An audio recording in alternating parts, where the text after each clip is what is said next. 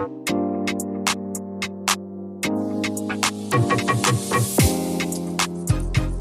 right, good evening, guys. Welcome back to another episode of Renew Your Finance. I'm your host, Adrian Artist. We got your co-host, Rondell Smith, aka Batman. Evening, everyone. Evening. Yeah, You're gonna need Batman because it's time to get to work. yeah, Batman it's puts time in to get work. to action. Time to get to work. So, without further ado, guys, welcome back. We're going to continue our series on where we're helping others, get a handle on the debt situation, learning some of the principles that we've learned throughout our journey to become debt free and to learn to rely more on God to provide our needs and just get a handle on our finances in general. So without further ado, we're going to do a quick recap and then we're going to jump right on into number 4 of our 5 P's. So we've already gone through prayer, we've gone through purpose, we've gone through plan, which was last week, and Rondell will give us a quick recap of last week's plan, and then we're going to jump right into perform. And then this is where the rubber meets the road now. It's time to, we've done a lot of talking, we've done a lot of planning. Now it's time to get to work and get the results. So without further ado, Rondell, you can go ahead and kick us off with our recap from last week, and then we'll jump right in. Yeah. So again, evening, everyone. Thank you for joining us tonight. So we left off talking about plan, and we went over some foundational scripture that revolves about that subject. And the reason being is that if you're not deliberately planning based upon the prayer and based upon knowing God's purpose, and then putting out a plan in that regard, then you're not really planning to win. Now, let's just say, for the sake of argument, we've already gone through those steps. Your wife or by yourself, whether you're married or unmarried or with some significant other or by yourself, you had already prayed and you truly understand what you should be doing in the aspect of finances. And from there, God revealed to you the purpose of what we should be doing with these finances in according to his word and according to his purpose, although we have our own purposes of what we think finances are. And then from there, you took a deliberate step. And what I mean by deliberate step, you either put pen to paper, pencil to paper, or fingers to keyboard to map out a deliberate plan based upon your finances. And you discussed it with your significant other, if those who are married or those who with a partner before. Now you've done all those things. What do we do now? We got to perform. That, Batman gets to work. It's time to put in. It's time to put in that work, and that's what we're going to discuss tonight. Because praying is not necessarily hard. Understanding God's purpose is not necessarily hard also. And then there are some that will go as far as putting it down on paper or putting it down in an Excel spreadsheet, an actual plan. But when it's time to perform that thing, that's where people tend to, incur trials and tribulations in that perform portion of these steps. So that's what we're going to focus on tonight, guys. Not only we're going to give you some practical tips and steps and apply some biblical principles to those things, but also we're going to be your cheerleaders, your personal cheerleaders, as you start to embark and start to perform and walk this thing out as God is intended to be. Adrian? All right. So guys, this is really where things start getting tough, so to speak, as with any change that you make in your life. This is where it takes discipline and consistency in order to achieve the desired result.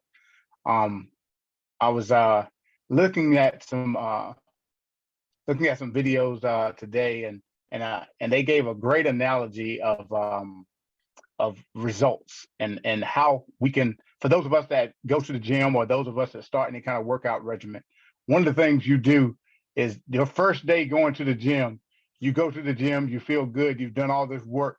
But if you come home and you look in the mirror, you look the exact same when you went to that first workout as you looked when you left the house. But what you have to understand is that as with working out, your body's going to change. You may not see a result in 1 week. You may not see a result in 2 weeks, but a consistent path of working the plan, you will gradually start to see those results show up in your life. And this is no different than this plan that we're working right here with your finances.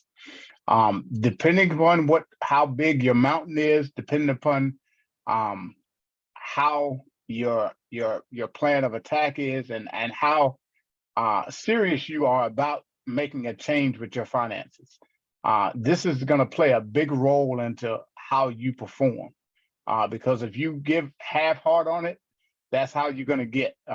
We heard a lot of people when we were going through the Dave Ramsey program, and they have a term called Dave-ish. It means that, we're on the program, but we're not really following it. We're not that serious about it. We're not that gung-ho about it. So, and a lot of the times we hear people say that when they finally get a hold of it and take it more seriously and say that, yeah, I want to do this. I want to be out of debt. So this perform thing is going to play a big role in whether you get out of debt or whether you kind of teeter in debt. You're in 1 big week, you're out the next week, or you hate to tell yourself no, or you hate to give up this certain thing that you like to do. You hate to give up that Starbucks. That Starbucks is costing you, $200-300 a month just to get that Starbucks. And but hey, I'm gonna be that's real your with you, Adrian. Yeah. Either you're in it or you're not. I'm just gonna be. Adrian is a little bit more gracious than I am. I'll pull the Band-Aid off. I'm not even gonna sugarcoat it with you. Yeah. You should not go into this unless you're gonna be already fulfill the roles of the first three, and you've already got it set in your mind. Because the first obstacle that you run into, let's just say life happens, right? Life happens. Mm-hmm. It happens. Yeah. But sometimes we manufacture life. Mm-hmm. We want it to happen. Well, I want to come up today because I want, like Adrian said, talk about Starbucks. You got to be all in. And it's predicated on the first 3 steps that you've already have taken. You prayed about it. And I was talking to Adrian about this yesterday as we were just, finishing up our discussion about this topic before we were going to present it to you all. In my opinion, and it is in my opinion, if your heart ain't in it, and what I mean by your heart, if you half-heartedly prayed about it, although you understand God's purpose about it, you may find yourself that you're already stumbling out of the blocks when you're right at the gate. So you have to be bought out to this thing. And there are some foundational scriptures that you should lean on that Adrian is going to present to you that should help you to be like, you know what? I know I need to get going, or I need to do this, versus trying to manufacture life happenings. Because if you allow it to happen, it is definitely going to happen, Adrian. Oh yeah. Yeah. Your mind will come up with all types of reasons on why you should stop, or why you shouldn't do this, or why you shouldn't do that. And I know some of the people that's already been on this journey can attest to that as well. But we're going to start out right now with I want to give you guys the scriptural reference of what I want to do as far as relating this back to the Bible. Proverbs, and I'm reading in the New Living Translation, just so everybody would know. After this is the King James Version, but I'm going to read this. This is Proverbs 16:3. It said, "Commit thy works unto the Lord, and thy thoughts shall be established." So as we get on this journey, that's what Rondell is saying, is that once you've prayed on this thing, once you've asked God for your purpose and he's revealed it to you, and you put together your plan, you should be committed at this point to do the works, to commit the works unto the Lord. So once you commit those works unto the Lord, you have to have your thoughts already established that, hey, I'm no longer going to borrow money. So that means that credit card that you're using, that goes out the door. Now it's debit card or bust. So if I don't have the money, that means I can't spend it. So no matter what commercial you see come on TV saying that, hey, you can get this new windows, or this new flooring, or this and that, this new furniture or whatever, and there's no 12 months, no interest, If you don't have the money at that time to go purchase it, and it's in line with what you've prayed to God for about managing your finances and going in the direction that you're trying to go, then that means that it's not the season for that right now. So it's not a no that you cannot have that, but right now is not the season for you to have that.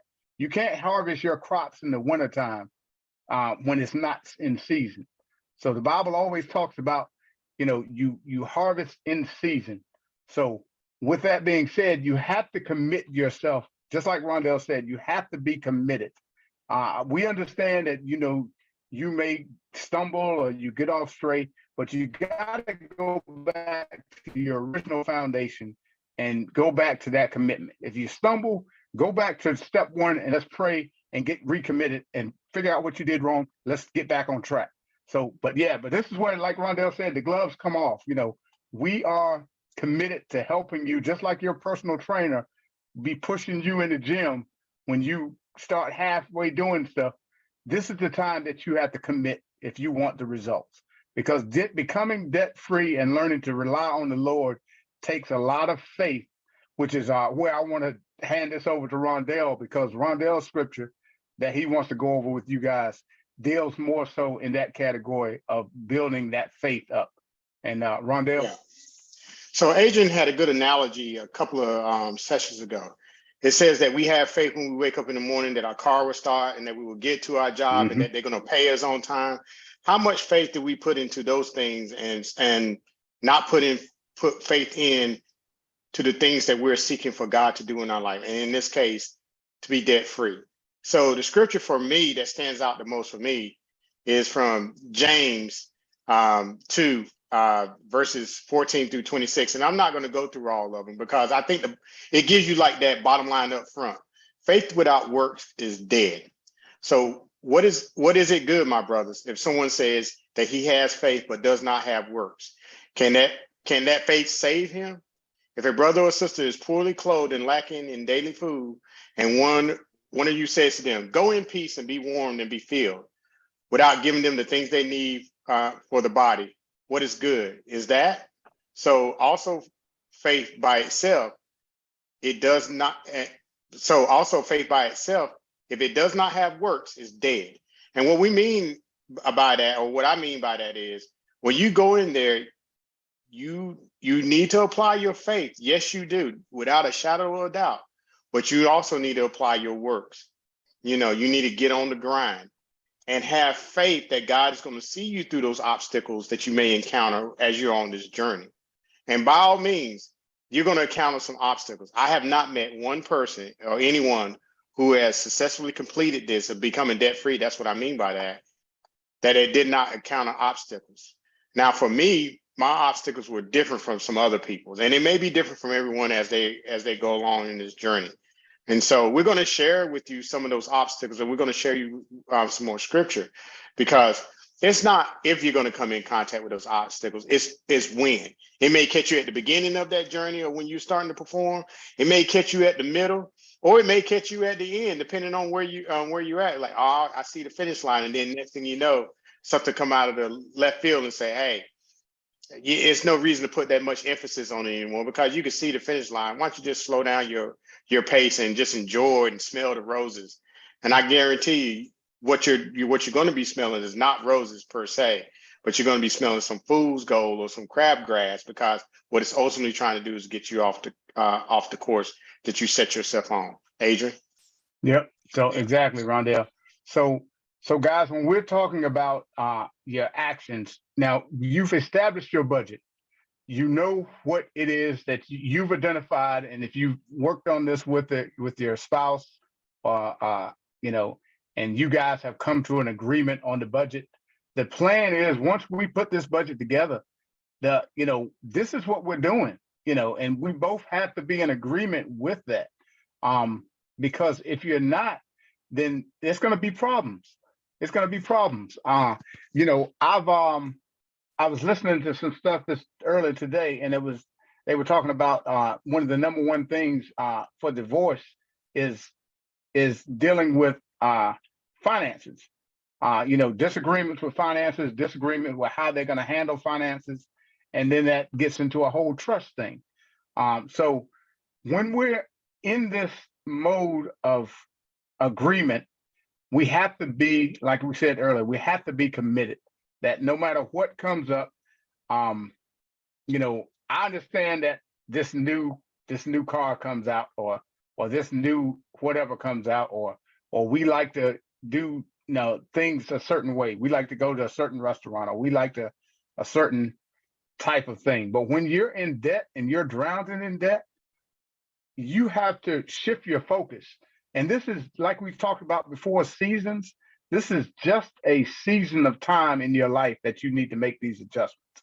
Now, once you get things back on track and get things in line with what your purpose is and what God's will is, and learn how to properly manage these finances, then yes, we can do these other things that we wanted to do or that we desired to do before. But we have to make sure that we have our focus in line, that we're not, one, overextending ourselves, and two, where is our focus at?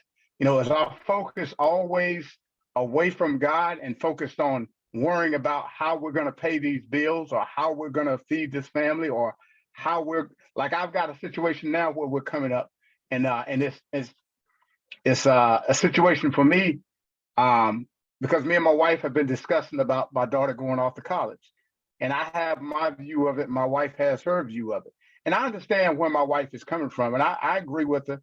She wants her to stay on campus, and because the college is locally, I want her to stay, you know, here at home, you know, because I'm thinking of the financial, the additional finances that we'd have to pay if she stayed on campus versus staying at home. But my wife and my daughter both are leaning towards going, you know, staying on campus. So one thing that I had to do, and this is part of my learning process as well, is I never really, you know, shifted my focus, and I started doing this after the more I talked to my wife and daughter and figure out this direction they wanted to go. So I started praying and asking God for that guidance and understanding of how we can make this happen. You know, that He'll provide. And I started shifting, instead of, I'm going to Him first for what we need or what we desire to have, and I'm looking to Him as a means to be able to provide what we need to send her to stay on campus. So I'm not disheartened or concerned that he can't do it. So I'm just shifting my focus to be more in line with that, because I kind of, like I said, I had my own idea of it, but I never really sat down and prayed and asked God for guidance in that particular situation. But well, I say that to say that we have to stop worrying about certain things. You know, we have to start relying and trusting more so in God to provide what we need, and not always what we want, but what we need. And then that'll help us with our commitment to stay on the path that we're on. So, and I think one of the first things that we do is when we eliminate that I'm gonna call it a crutch. And that's, to me, what debt has become for a lot of our society. It has been a crutch. It has been a way for us to get our way when we want it, because it's easy. We don't have to wait on anything. We don't have to, you know, I was thinking about this the other day. We don't have to, if you've got, you know, good credit, or pretty good credit, you can pretty much get, you know, within reason, most of the things that you're trying to get, you can go out there and get them right now. And I think it shifts our focus so far away from, you know, praying and relying on God and having that faith that Rondell was talking about to provide for us, that we kind of lose that focus. And that's where we get into the scriptures where it says the love of money or the love of these things. And we take our focus off of God to provide for us. And we're looking more so at this credit or this debt to provide for us. So, Rondell, do you want to add more to that? So, along with trying to find what I call the easy button, you know, to get to the path that you're designed to accomplish, you also have to fortify yourself Here's what I Mhm. mean by fortify yourself.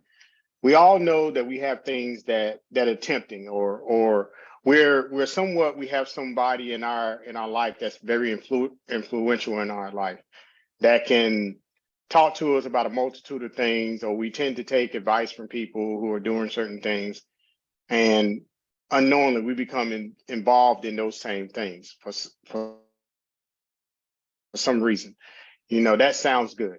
Or, yeah, such and such did this and did that. And then we lose sight or lose focus on what we agreed on, what we're going to do. And so when my wife and I started this journey, it was about Team Smith. And what I mean by Team Smith, we had to fortify ourselves, not to the point where we cut people off. We never cut anybody off because we love everyone.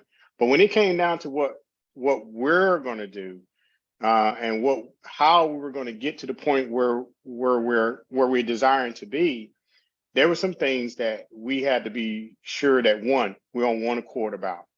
My wife at one point in time in Paris, she was I think the word fiending is kind of strong, but I'm gonna go with that. She was fiending. uh she she was fiending, or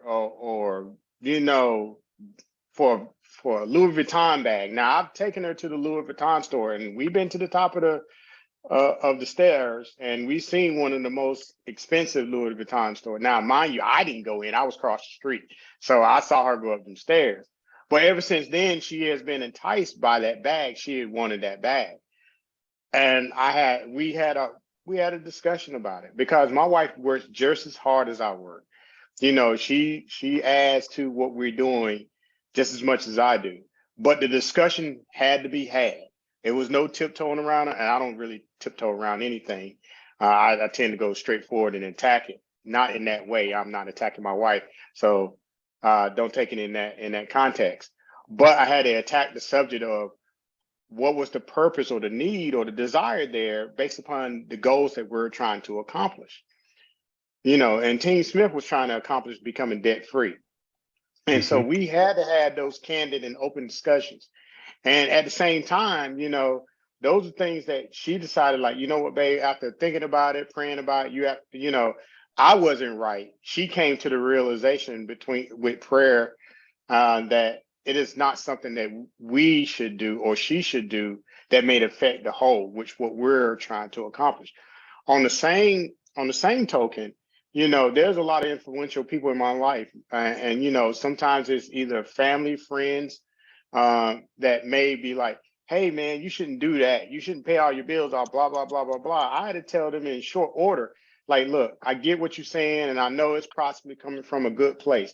However, comma, in the house of Smith, there's only two that's in this house. There's only three. That's God, me, and my wife that resides in that house. And through those three, we make the decision for our household.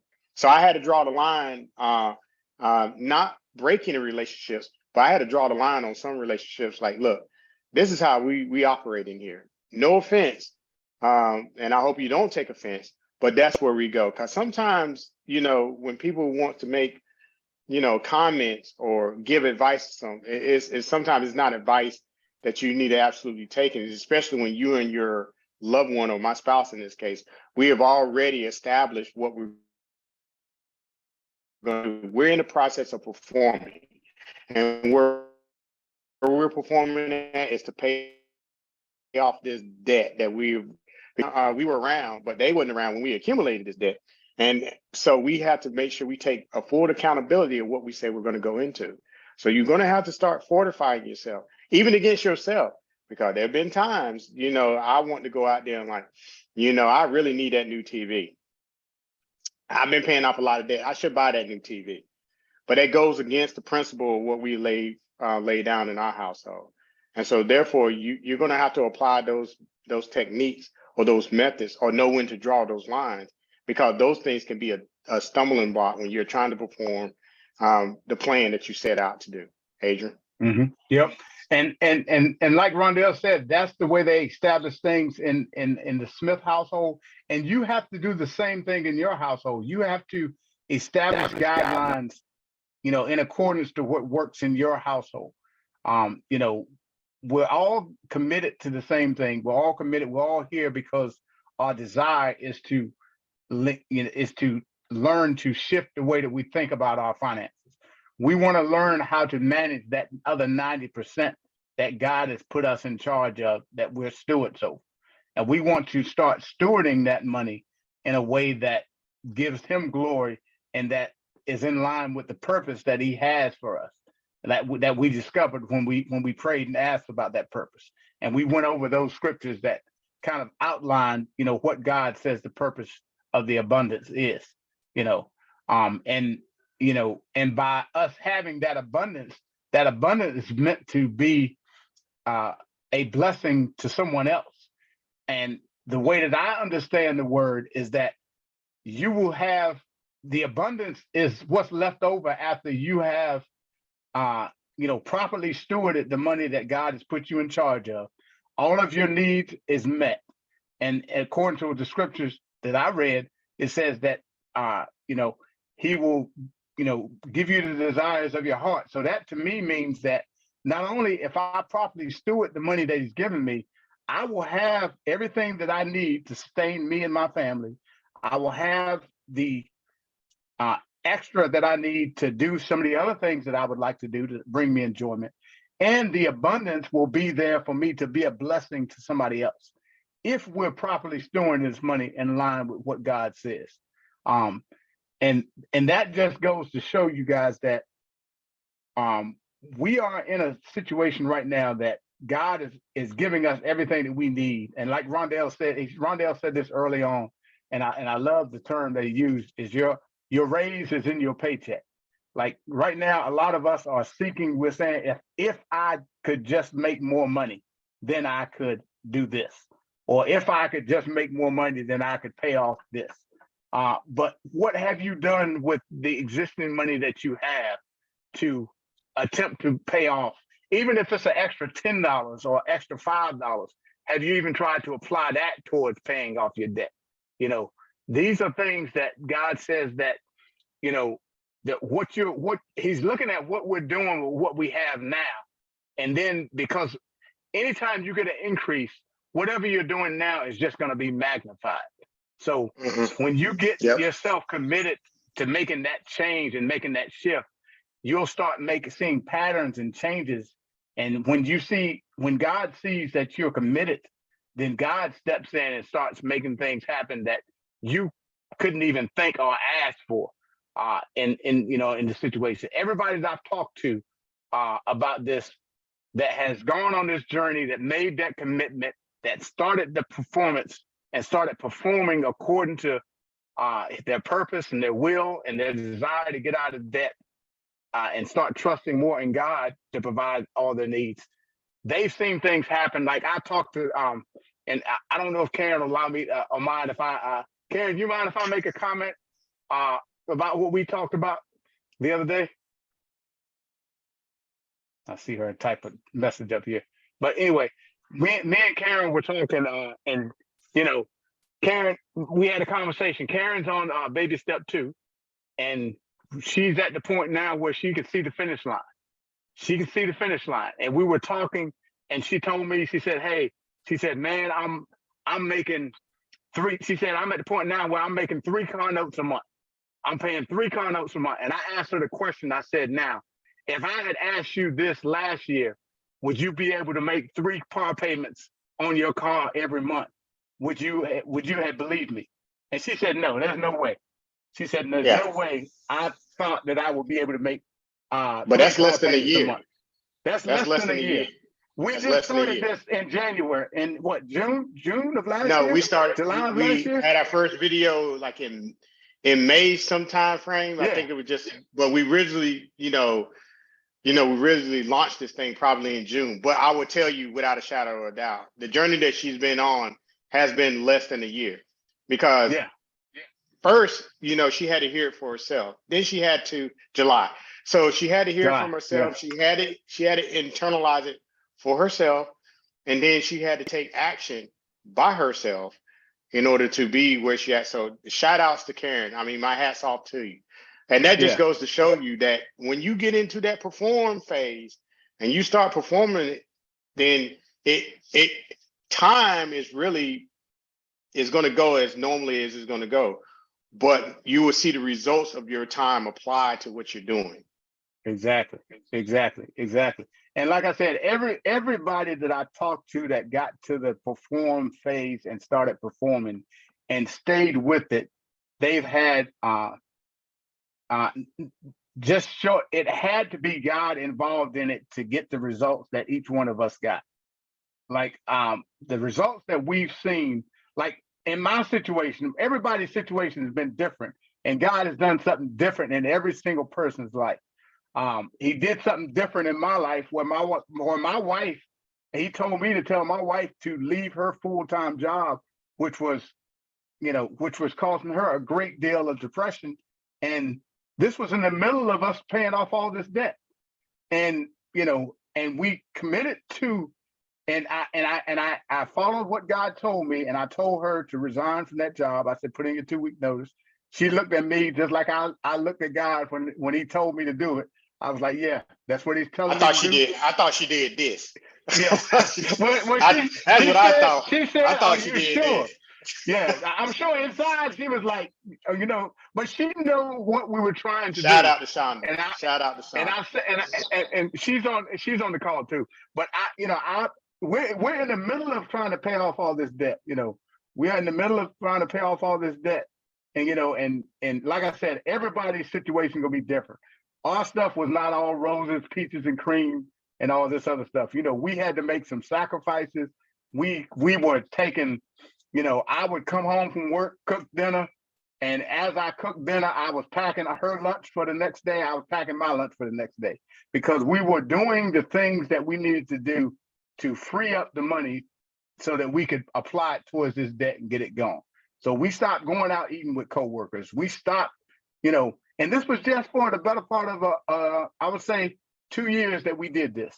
I came home. I didn't feel like coming home cooking, or I didn't feel like getting up an extra 30 minutes to cook breakfast that morning, so I didn't have to go downstairs to buy breakfast with the rest of my coworkers, who we did every single morning. But I got up an extra 30 minutes. I fixed myself breakfast, fixed the girls breakfast, put it in the microwave. Everybody had what they needed. It takes a commitment to do this. And when you take that commitment, you're going to see that God is going to start to move, and you're going to see things that are going to happen in your life that no matter what your debt looks like, you're going to see it just start disappearing. It's just going to start. And it's not just going to be a snap of the fingers and you're going to wake up and for some reason, all your credit card debt is gone. No, God is going to supply all your needs to make sure that you're going to know that it was him that, removed this debt, and that everything that's coming through your hands, God knows that you're going to do what you're supposed to do with it. Because because I'm going to tell you, even after we told my wife to leave that job, God blessed me with another job. And this was right before COVID happened. He blessed me with another job that I didn't even apply for, didn't even interview for. And the job paid me the exact same amount of money that I was making on my full-time job. And God worked it out in such a way that I was able to overlay these jobs for about 4 months, where I was able to work my full-time job and work this secondary job that I didn't apply for. That, that God, move things around. All I did was somebody asked me if they could use my resume for a proposal. That was it. I didn't even know these people. Don't know, I got a call from somebody I used to work with out of the blue. And they said, I said, sure, they can use my resume.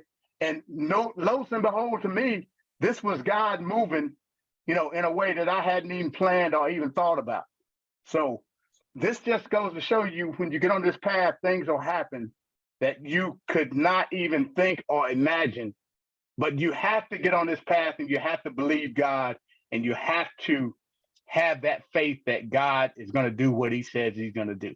And I believe in every fiber of my being that he wants each and every one of you out of debt. But first and foremost, you got to want that for yourself. So now God will also do another thing for you guys. Yeah. God is going to challenge your. So when you start performing, it ain't just there paying bills in and out. you're going Right. to start becoming more knowledgeable of what you're doing too. Mm-hmm. And Yeah. he require us to come, because in order for you to be the steward that God wants you to be, he's going to want you to be informed. Adrian Mm-hmm. and I on this journey, and it kind of got fun. It was almost like who found a new piece of knowledge today, almost. Right. Hey man, did Yeah. you read this Yeah. article?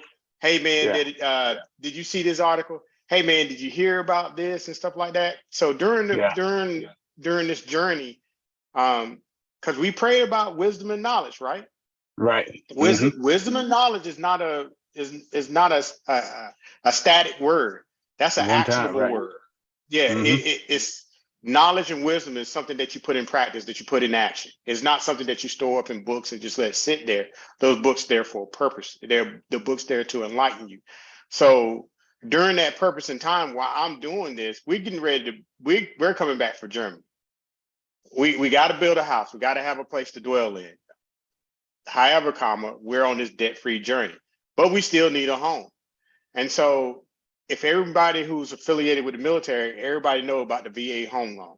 The VA home loan is a program that the Department of Veterans allow veterans like myself or active duty members to go out there and acquire a loan by a banking institution that honors that VA certificate. It's a VA certificate you can take to the bank, and the bank say you're good. What it means by it is that you don't have to put any money down, because VA as an institution is covering the loan.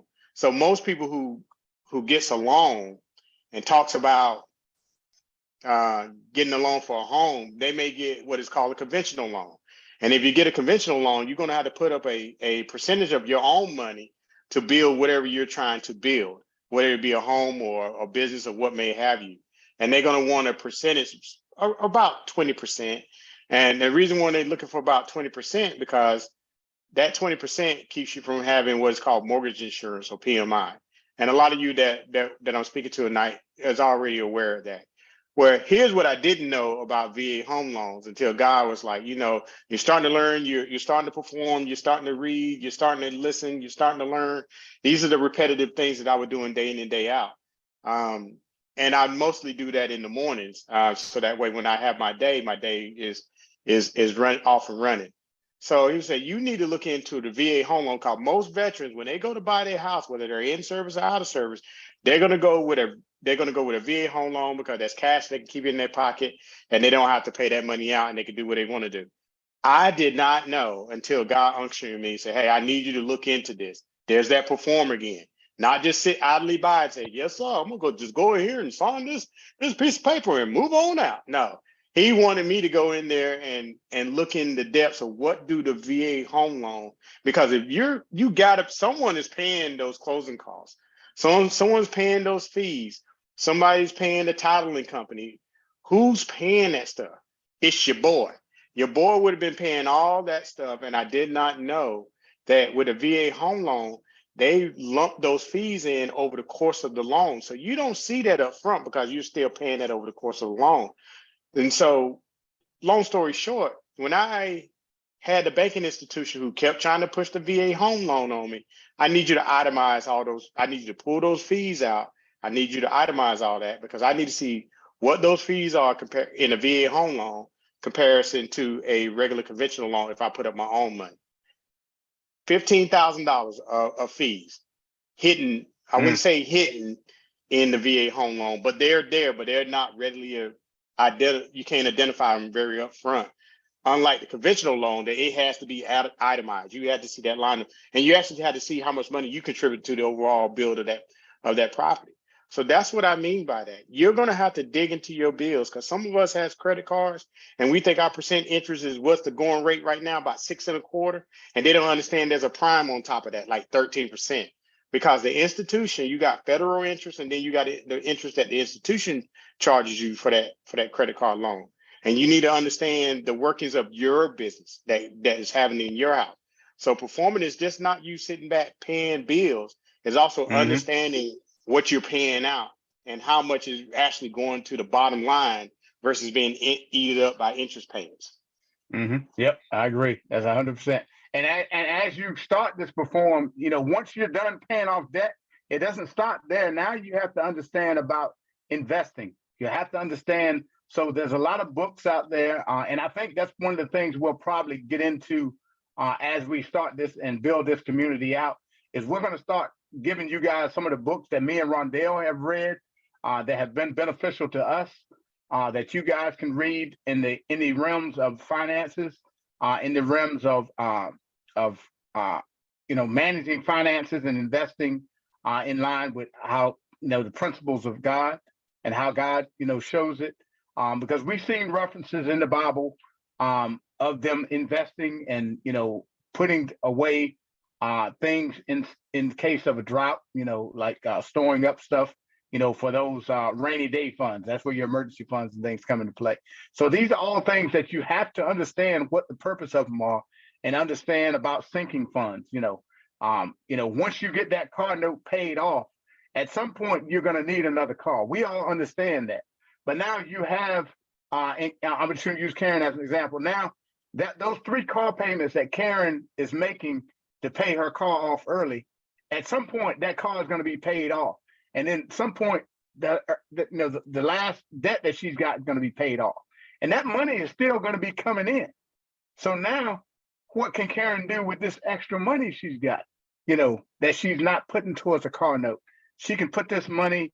She can put some of this money in a sinking fund, and now she's got money already going towards her next car.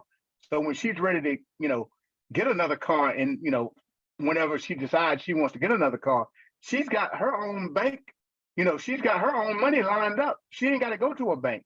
She's already been pre-planning and performing in a manner that she's preparing for the next, chapter. She's preparing. She's putting money in investment, so that way, when she's sleeping, she's earning money on the work she's doing today. She's earning money on that while she sleeps. So, but this is stuff that we don't understand, and nobody never taught us this in school. Our parents never taught us this stuff because they didn't know. So that's why I was preaching so much last time about involving your kids in these things, because they are, especially your teenage kids. And if you got younger kids, talk to them about it on a level that they can understand, but get them involved and let them understand what these things are. Because I will say this, since we started this journey, and I know we're coming up on the last 15 minutes, but I just want to share this story with you guys about my oldest daughter, Alicia.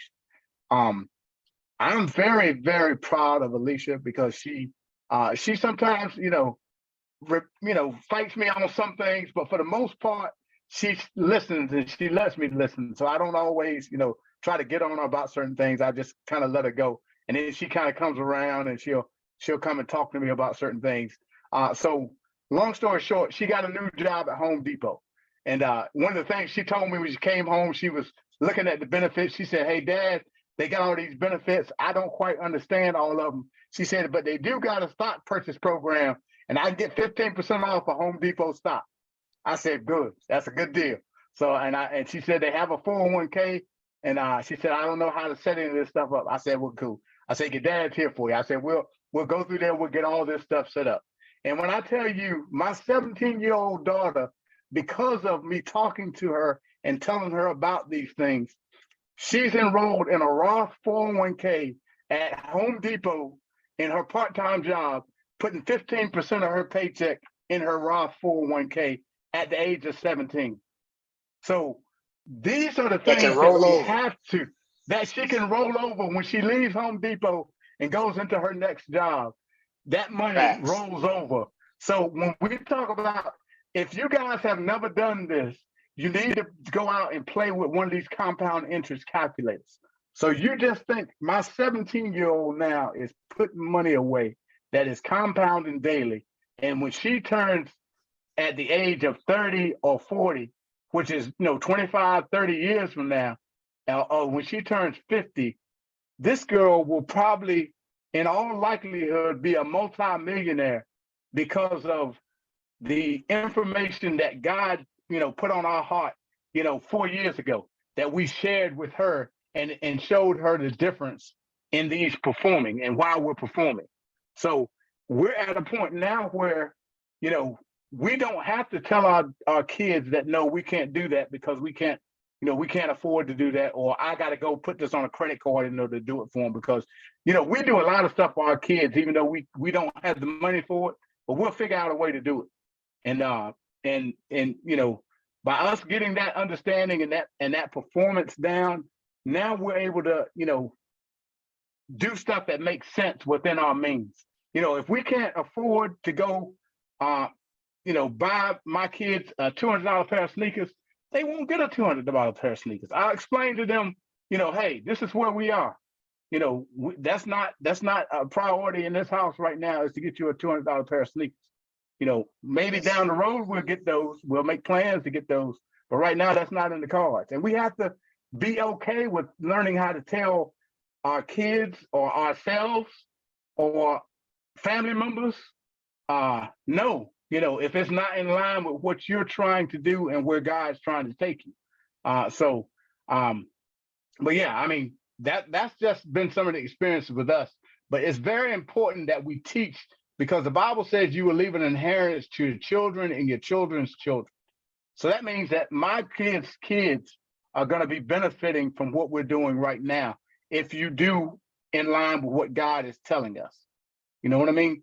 So me teaching my daughter and she understanding. So when me and my wife pass on, and if we do leave an inheritance to them, they won't squander it, because we're raising them up and teaching them how to manage it, how to live below their means. And when we say live below your means, it doesn't mean you got to live like a hermit.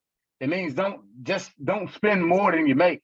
Live within your means. Live like a guy gave me this analogy the other day when I was praying. He said that, if when you and Deshauna had your house built, that was the best thing, that you guys were so happy and thrilled to be in that house, even with no furniture, no paint on the walls, no nothing. You were praising me and giving me all the praise for that house.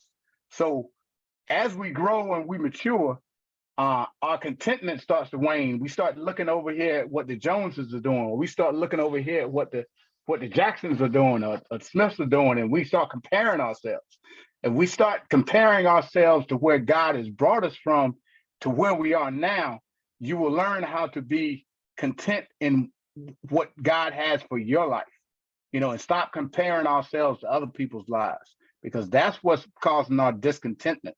We're comparing, this person's got this degree, or this person's kid went to this college, or this person's kid, drives this car, this person drives that car, this person got this title at work. You got to stop comparing yourselves.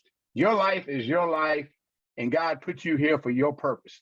That whatever track these people on, that's their track.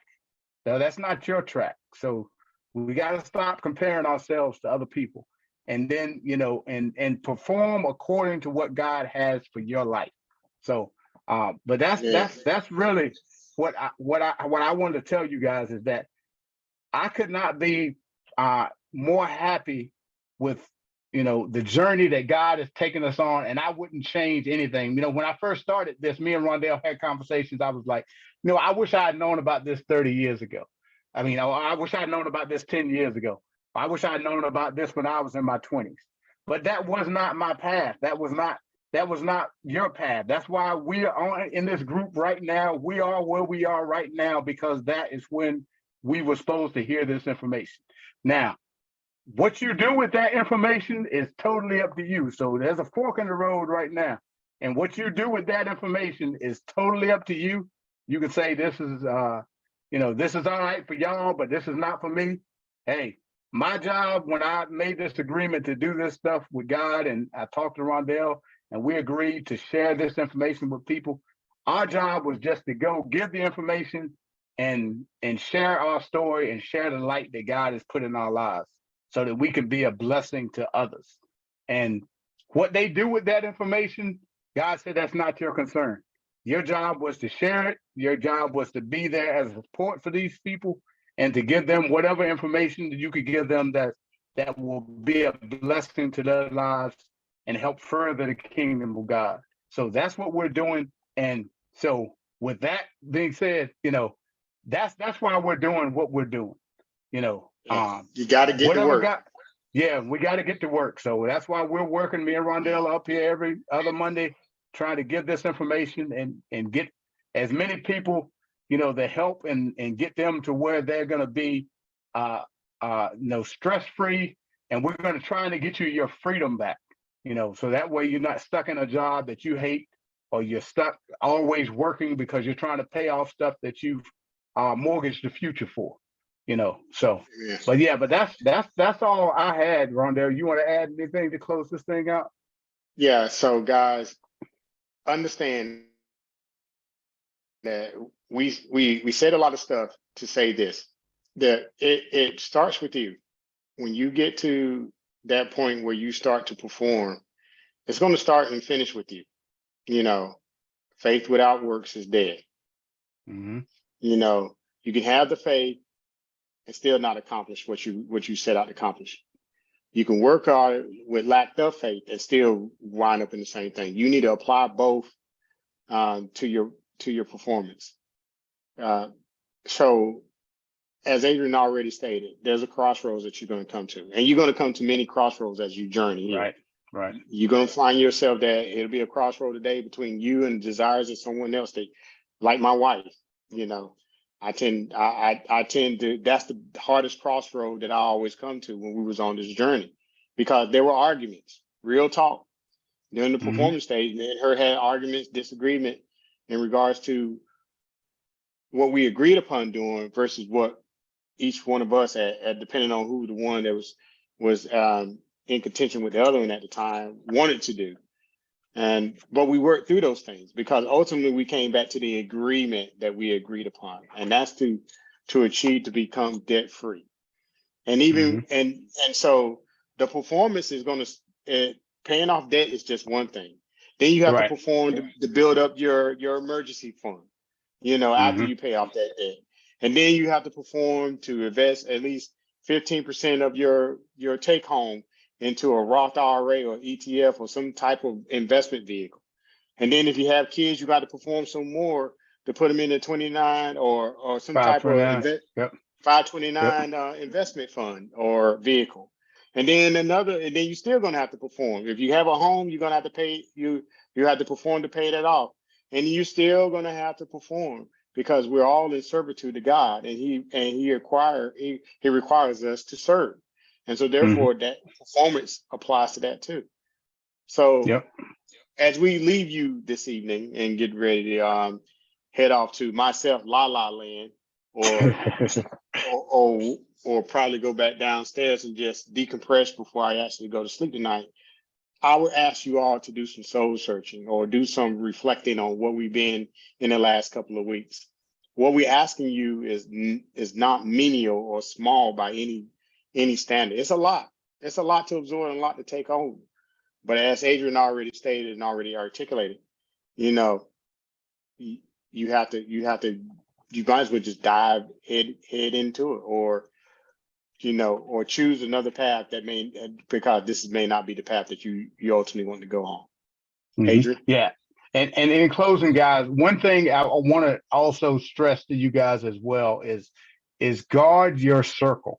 And what I mean by that is this, as us as Christians, everything we do that's against the way the world thinks, we get attacked for, or we get criticized for, or we get talked about for. When I started this journey, I was when I would tell people that, no, I'm not going out to lunch, no, I'm good. I brought my lunch. I started getting teased at work. They gave me the nickname. There's Dave.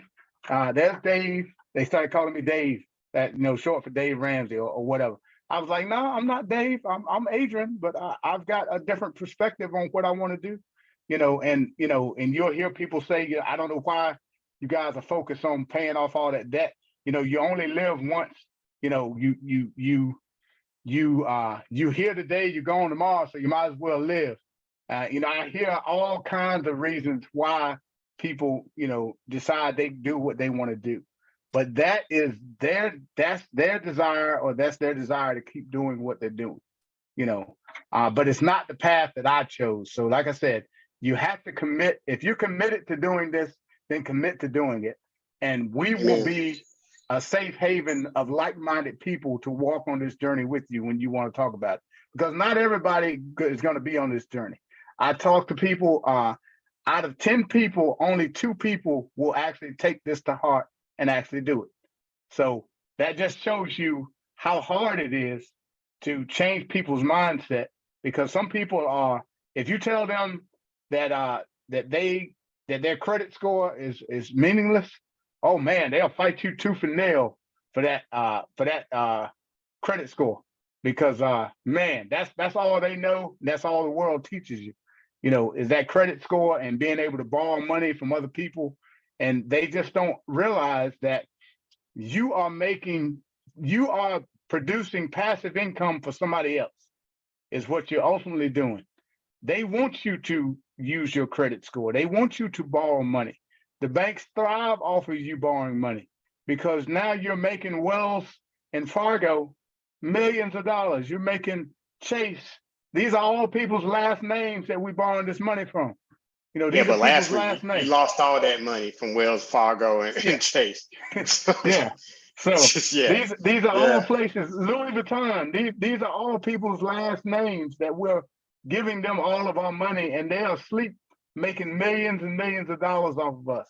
Absolutely. We have to, get our focus back to. Our focus should be on God first and foremost. We shouldn't be worried about, what other people think, or what how other people perceive us.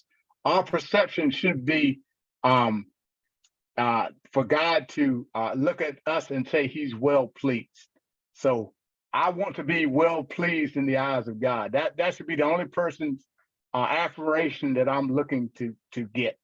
And that's how I want to close this thing, guys. Let's get out there. If you're on this journey with us and you're serious about this journey, let's get out there, let's perform, and let's do what we need to do to become debt free, so that you can, be a blessing to others, so that you can be a blessing to your children's children, so that, the things that we struggled with from a financial standpoint, our kids don't have to go through it, because the parents took the time to teach them and seek that knowledge from God, and to get that knowledge and apply it to those kids. So guys, with that being said, we thank you guys for joining us tonight, and we'll be back in 2 weeks as we finish up the 5 P's, and we're going to talk about prosper. And that's what and we're going to give a definition of what prosper is, and what that means on this journey, and why we're prosperous. And so with that being said, guys, everybody, you guys have a great night. Thanks again for joining us, everybody. Thank you guys for your comments and your feedback and the love. We appreciate all of you. We love each and every one of you, and we thank you guys for joining us every week. And we'll see you guys in 2 weeks. And y'all guys have a good evening. All right. Good night, Have everyone. a good one. Good night.